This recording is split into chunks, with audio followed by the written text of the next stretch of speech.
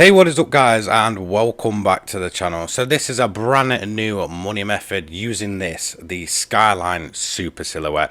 Now when I saw this car drop, I was like, yep, I want to use that thing to grind money. It's visually appealing, it handles great, it's fast as anything, and yeah, I was just really tempted. However, it did take me a bit of time to kind of find the right way to kind of run this track, as it absolutely seems to love drinking fuel compared to a lot of the cars we've used in the past, but I'll kind of get into the best way to run it. So it is currently in the Legends dealer, and it's an absolute bargain at 1.15 million. Honestly, nothing comes close to this. Yes, I get, you know, the other Group 3s are like, what, 450k, but who cares? This thing's an absolute legend, and it's the first time it's returned since GT2. So to kind of see it at this price, you know, it's quite surprising, really. I was expecting this to be in, you know, in the 3 to 4 million territory. So yeah, I bought an absolute ton of them. My bad.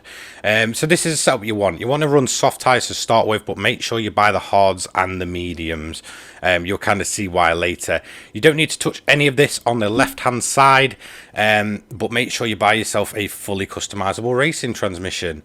None of this needs touching. It handles perfect out of the box, so just leave all that and buy yourself the medium RPM turbo, not the high RPM. I find that it gives you more in the way of sort of takeoff speed, and it just feels better than the high RPM. I have another one strapped with that. So this is the event we're going to be using. We're going to go to Europe and the Sardinia road track. Go to the World Touring Car 800 PP event. This is for people that are new. I know a lot of you will kind of know this by now.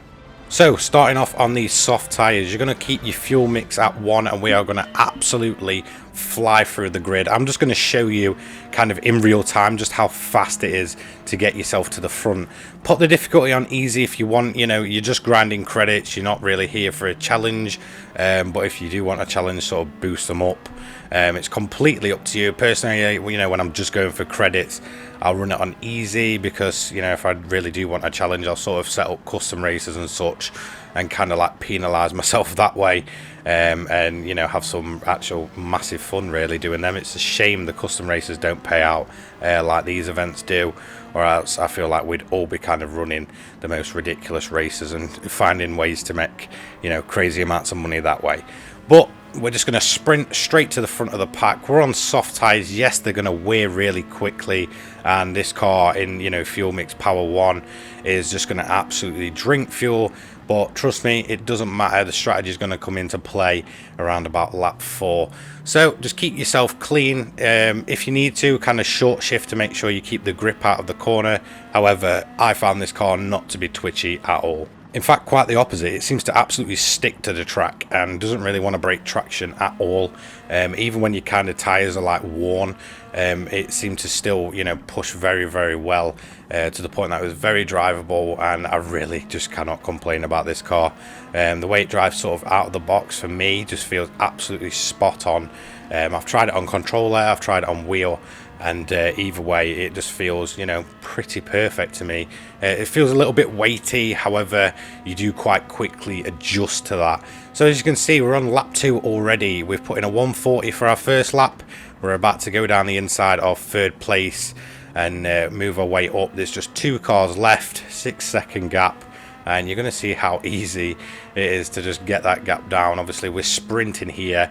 We're kind of going to break this race up into a sprint, a more long run, and then another sprint. So we're going to go down the inside of 2nd here, and we can already see 1st in our sights. That's the Dodge Viper that I believe in this race does, I think, a 2 or a 3 stopper. I'm not quite sure. It may pit on like one of the last laps.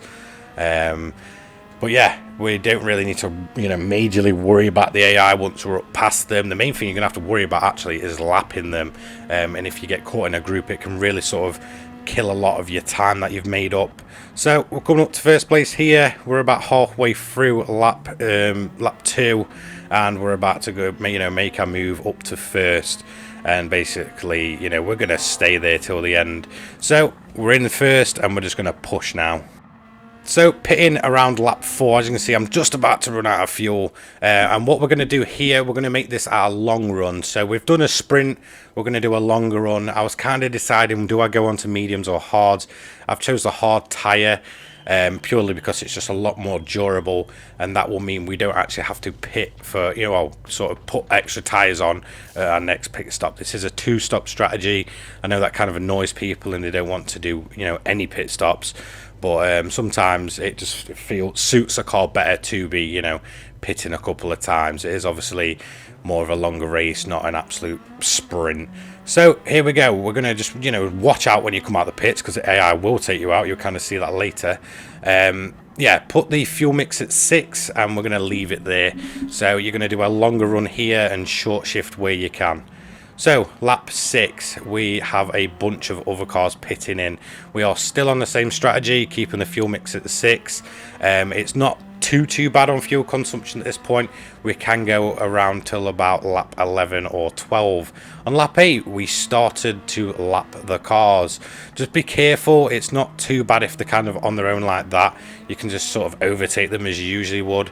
However, you're going to see a little bit later on when they're in a bunch like this, they're an absolute nightmare. Just be careful of cars coming out of the pits, because sometimes they do come across, especially if there's another car there, and they will wipe you out. I know I say that in most videos, but trust me, when it does happen, it's more than frustrating, and you know, you can waste a good sometimes 20-30 seconds if they're in a massive bunch.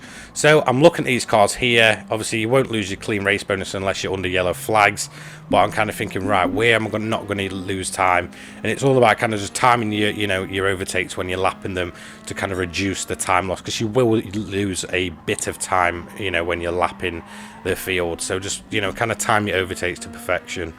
So I stretched the fuel out as much as possible, and at the end of lap 11, going on to lap 12, I'm going to box for a second time. Now, this is how it's going to work. We are not going to take any new tyres. We don't need to. Them hard tyres lasting pretty well. I kind of thought it might be a bit too harsh on its tyre wear. However, it's still manageable. We're going to have around about 3 or 4, you know, goes around to do. I'm actually going to fill the car to full. I know we don't actually have to, but when I'm sprinting at fuel mix 1, I know how much fuel, how long it can go. It's around about 4 laps when I'm sprinting, and then, you know, so I've just put as much fuel as possible in. Just be careful, as you can see, the cars will come absolutely flying down there. Nearly got caught out by the Aston Martin there. So I've put my fuel mix at 1, and we are just going to sprint now all the way to the end of the race as fast as possible. A bit of contact with the Aston there as well. So yeah, so lap 15, as you can see, we have managed to keep the fuel, you know, pretty decent really. Actually, it used a bit less fuel than I thought it would. And obviously the tyres, while a little bit worn, are still very much controllable. Like I said, the handling on this car, even on worn tyres, is very, very good.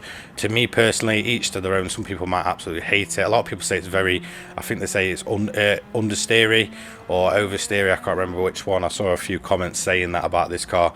Personally, I haven't really found any issue with it. I genuinely cannot fault the way this car feels, so I didn't want to change it up too much and sort of butcher the feel of the car. So yeah, it's all about kind of adding power to this one to get it to be able to, you know, grind here at the 800 event. And we have got a little bit of fuel left in the tank, and we're going to come across the line to take first place. So let's check out how long it took us.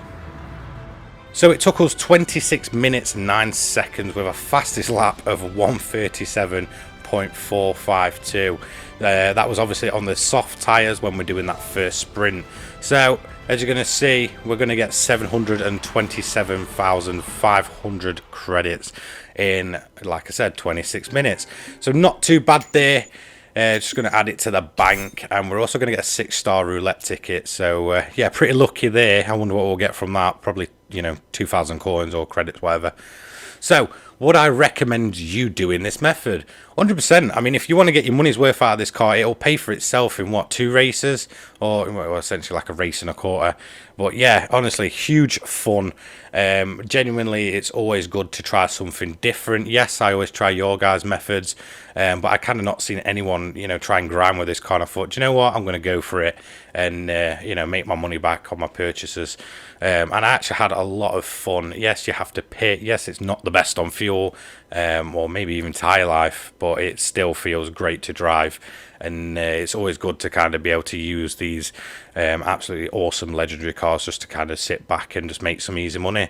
So that is going to be the end of this video. Thank you so much for those that watch my videos each and every day.